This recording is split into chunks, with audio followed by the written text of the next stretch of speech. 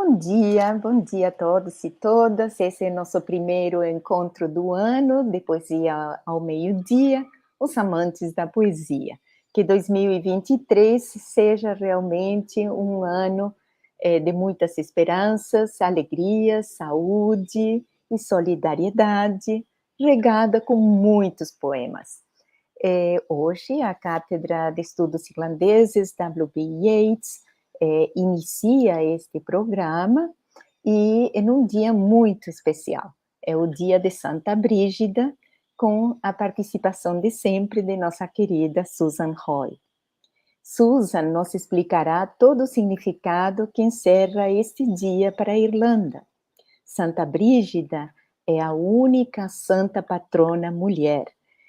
O patrono da Irlanda é São Patrício, que se comemora no mês próximo, no dia 17 de março, em que a cátedra também inicia seu ano letivo de atividades e que vocês podem segui-las, podem seguir nossa programação no nosso website e nas redes sociais. Portanto, então, hoje, esse dia tão especial, há muitas tradições associadas a Santa Brígida, e as duas mais conhecidas são o manto e a cruz. Para saber mais sobre essas tradições, passo a palavra a Susan Roy, que é não somente nossa âncora desse programa, mas também é a que nos traz proteção e esperança com a leitura dos poemas escolhidos. Um alimento para nossa alma, para nosso dia a dia. Bem-vinda, Susan, and happy St. Bridget's Day.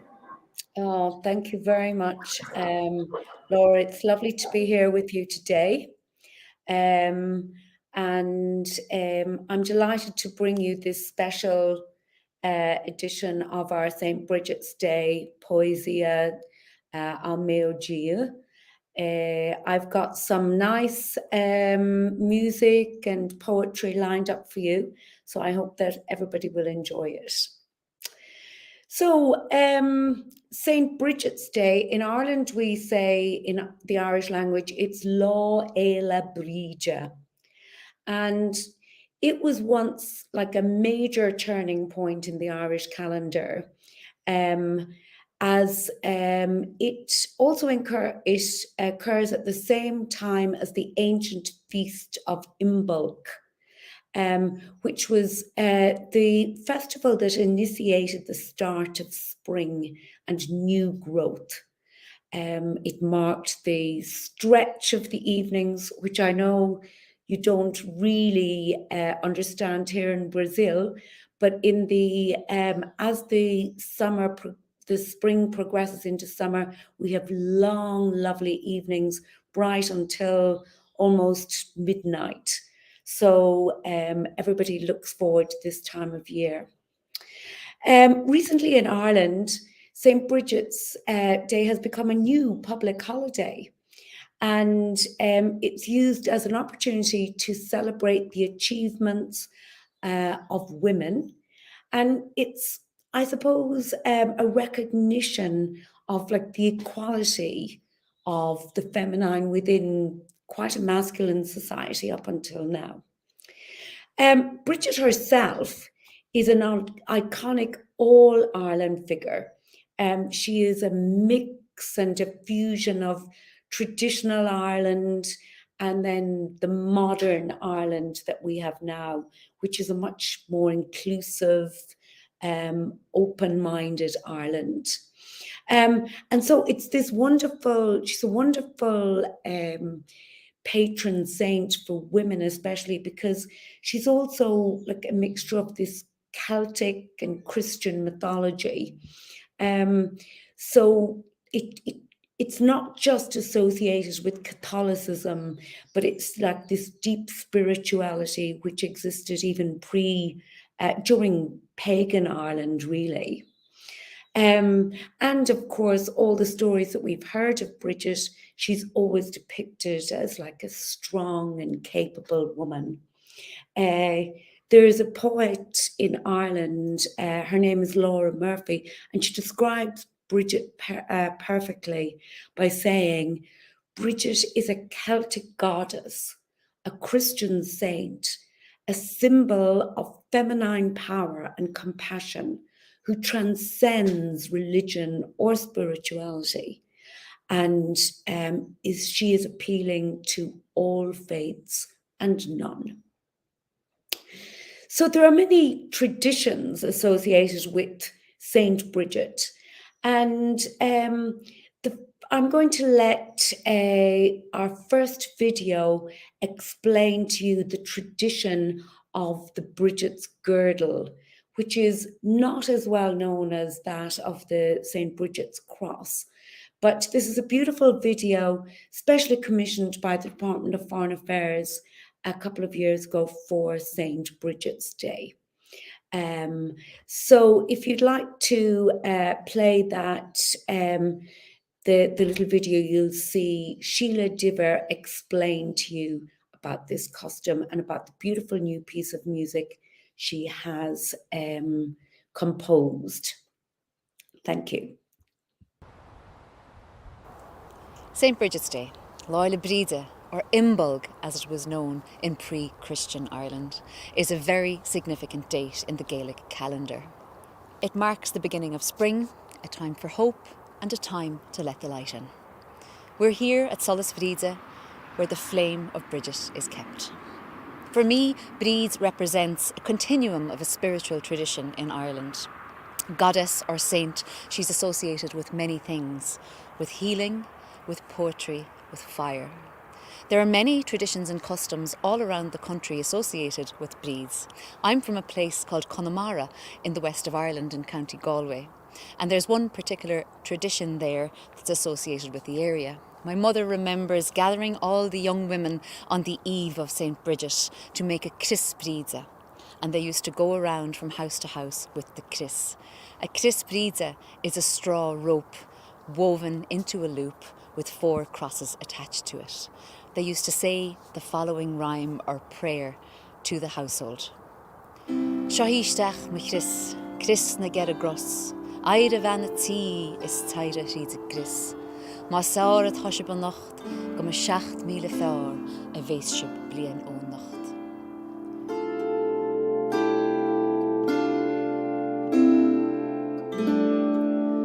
Shahisteach ma vrid, oig ma vrid, oig channen zie. Ma vrid oig al in je gleise, in je de gagestier. Zoet bingo ma vrid, oig is beige buiri. Shahisteach ma vrid, oig channen zie.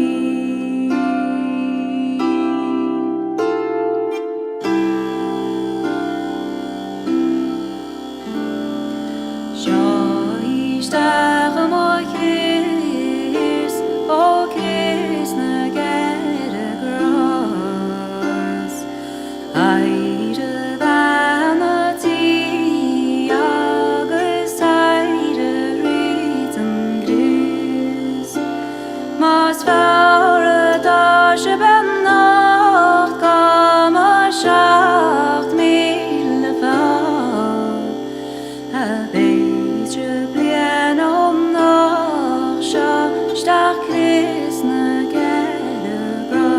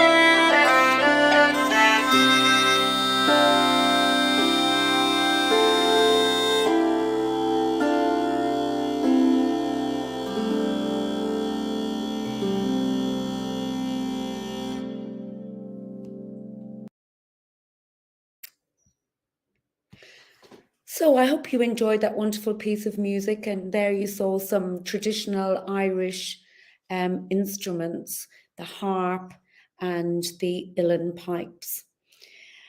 So for my first poem today, I am going to read you a poem written by Seamus Heaney called A Bridget's Girdle, which is based on this Chris Bridget that you heard Sheila sing so beautifully about. A Bridget's Girdle by Seamus Heaney, taken from his book, The Spirit Level. Last time I wrote from a rustic table under magnolias in South Carolina, as blossoms fell on me, and a white gable, as clean-lined as the prow of a white liner, bisected sunlight in the sunlit yard. I was glad of the early heat and the first quiet I'd had for weeks. I heard the mockingbird and a delicious, articulate flight of small plinklings from a dulcimer, like feminine rhymes migrating to the north, where you face the music and the ache of summer and earth's foreknowledge gathered into the earth. Now it's Bridget's Day, and the first snowdrop in County Wicklow, and this, a Bridget's girdle, I'm plaiting for you, an airy, fairy hoop, like one of those old crinolines they'd trindle, twisted straw that's lifted in a circle to hansel and to heal, a rite of spring, as strange and lightsome and traditional as the motions you go through, going through the thing. My next poem is also from Seamus Heaney, from his collection Crossings. And again, he addresses this St. Bridget's Kris or St. Bridget's girdle and tells you how to actually, the traditional way of going in and out of the girdle. On St. Bridget's Day, the new life could be entered by going through her girdle of straw rope. The proper way for men was right leg first, then right arm and right shoulder, head, then left shoulder, arm and leg. Women drew it down over the body and stepped out of it. The open they came into these moves stood opener. Hoops came off the world. They could feel the February air still soft upon their heads and imagine the limp rope fray and flare like wind-borne gleanings of an unhindered goldfinch over ploughland.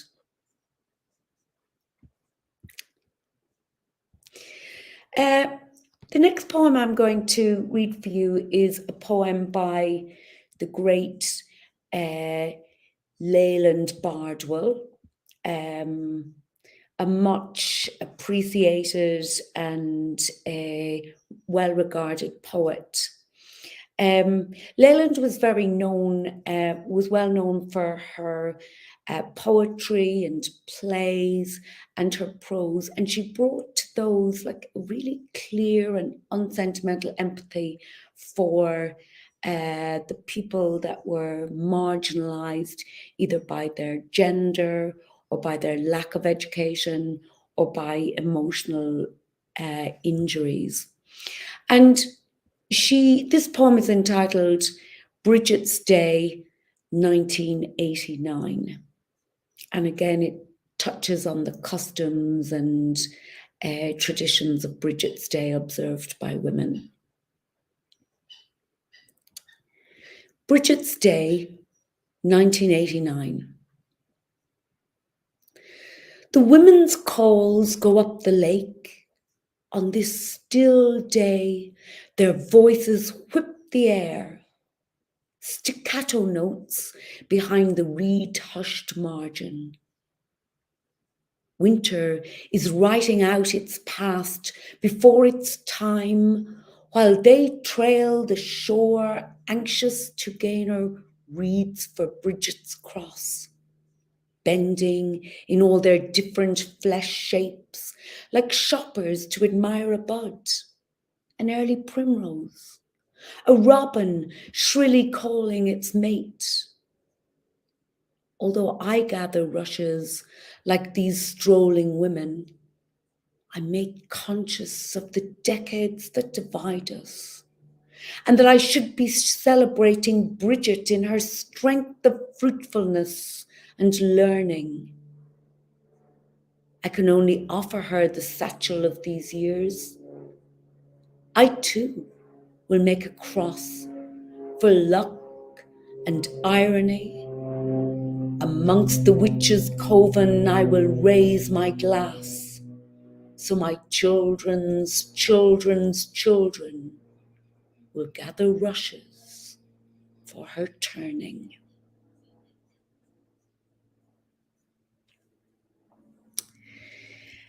And this holy wells are very much associated with Saint Bridget.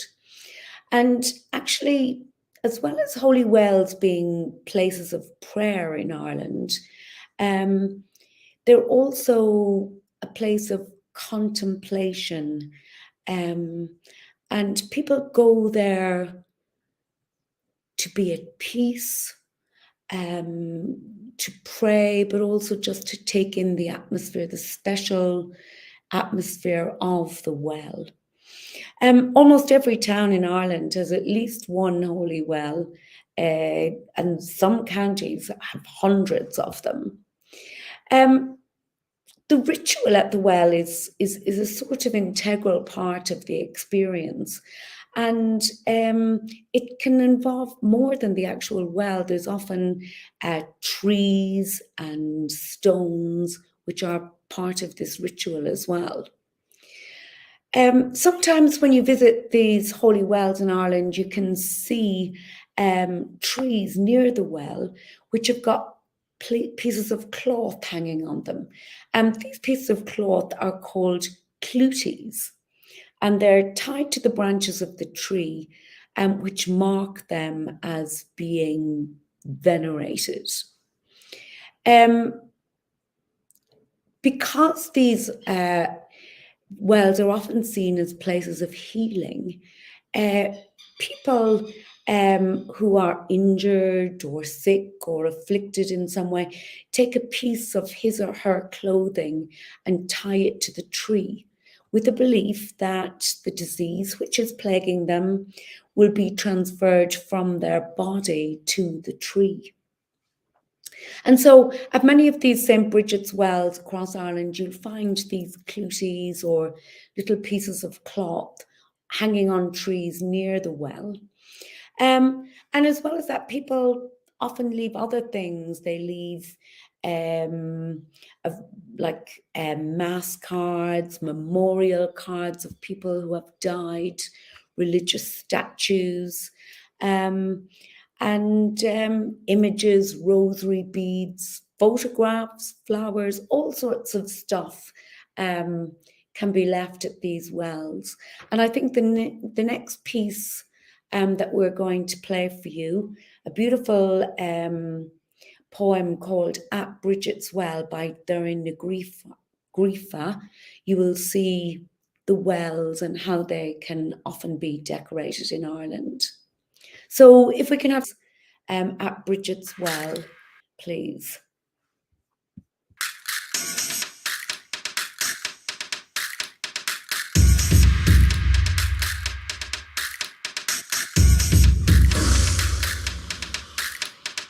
When rain fell on the path of stone, one by one, we appeared alone. Each of us wore a different face, but we were all the same. Drawn by ache to lift green latches, drawn by want to walk the dark passage, past paper stairs, we knelt and wept. We who fed the well in rivulets, whose plunged wrists trembled with vessels of blue violets. We each spoke a spell of stone, and in her gloom heard prayers turn poems. Ask her, breathe, what will become of us? Listen, liquid, the syllables, the echo, luminous.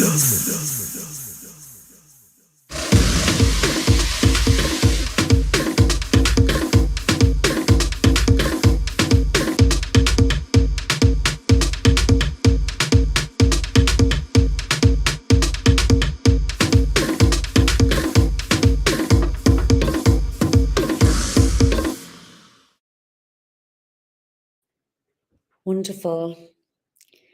My next poem is a poem which I just found on a site run by a Franciscan brother called Brother Richard, who lives in Ireland, up in Donegal, actually.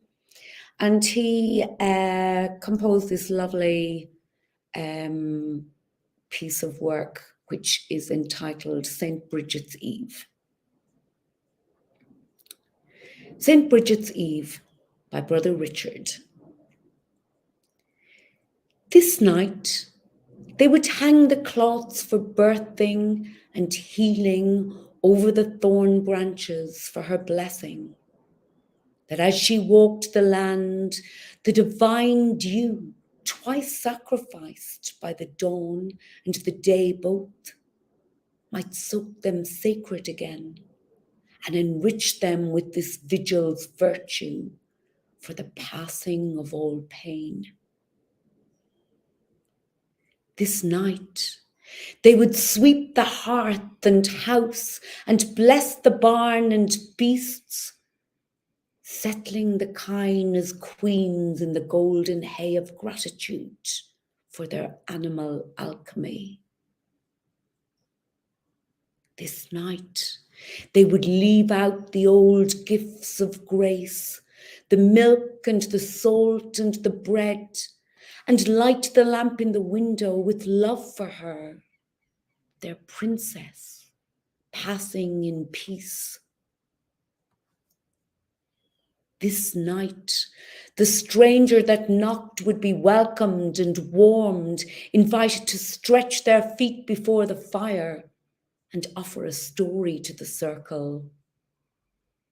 This night, as the moon rose over the mountains, the old songs were sung, and the women watched and waited, plaiting the rushes and the reeds into ancient patterns of power. This night, as all surrender to sleep, she walks the land lightly, breathing blessing over barn and beast and babe. She who fears no dark, goddess named and God reborn by fire and water and blood in the three who are one. This night, our ancient abbess and lady of the light of Kildare's oaken cell, she whose cloak enfolds the land she loves, comes by. For this night is Bridget's night.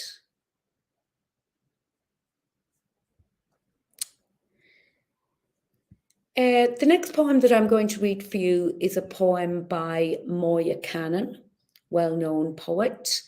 And it starts off with a very famous quotation from Raftery, the poet. He was a poet of 19th century Mayo, my own home county. And he was blind from childhood. And actually, he spent his life playing tunes on his fiddle, creating and singing songs as he wandered around the west of Ireland. And in this poem, which is called Killaidon, which is named after a small village in County Mayo, he is praising that the days are lengthening, and he's going to travel back to the place of his birth. I'll just start you with the first verse in Irish. Anish teacht an airí be an ládal chun síneadh, is tar éis na féil bríde or dóigh mé mo cheol. Ó chur mé mo cheannaigh, ní chonóigh mé chutha, go seasaigh mé híos, I lár chundé wio. A Song at Imbolc by Moya Cannon. Now at spring's wakening, short days are lengthening, and after St. Bridget's Day, I'll raise my sail. A blind man on a stone bridge in Galway, or the road to Loch Ray, felt the sun's rays in his bones again, and praised the sycamore and oak, crops still drowsy in the seed, wheat, flax and oats. His song rising, he praised Ackle's eagle, Erin's hawk, and in beloved Mayo, young lambs, kids, foals and little babies turning towards birth. Blind Raftery invoked Bridget, Ceres of the North, born into slavery at Faughart near Dundalk to an Irish chieftain and a foreign slave. Why, of all small girls in so distant a century born, is she honoured still in place names, constant wells, new rushes plaited to protect hearth, home and herd?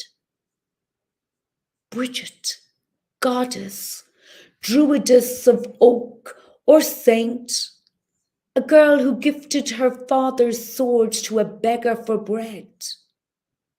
We who have wounded the engendering seas and earth beg you to teach us again before it grows too late your neglected, painstaking arts of nurture and of care.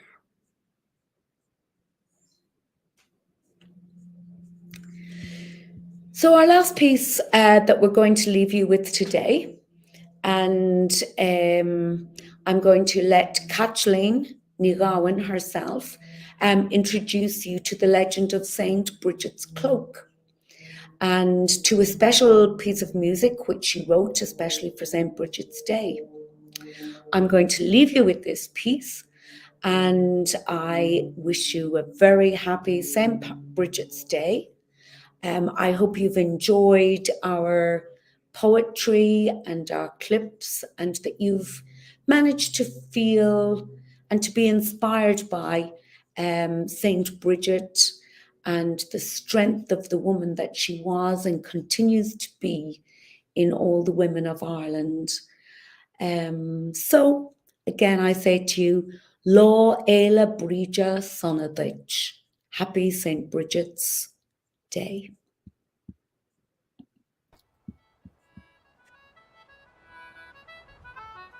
I'm Kathleen again from Ashbourne in County Meath, and we're here at St. Bridget's Well in Kildare town. There's a well-known tune and a dance called St. Patrick's Day, and it's known all around the world. But in my research here, we realised that there actually isn't a tune or a dance dedicated to St. Bridget's Day. And legend has it that Bridget asked King of Leinster for some land to build her monastery. He refused initially, but when she went back, she asked him, "Will you give me the lands that my cloak will cover?" And he said he would. So each of her 4 sisters grabbed a corner of the cloak and they walked in opposite directions, north, south, east and west. And the cloak grew and spread and stretched. And she built her monastery here in Kildare, not far from where I am today. So the tune I wrote is a slip jig, and it has 4 parts to represent the St. Bridget's cross and the 4 directions of her cloak spreading far and wide.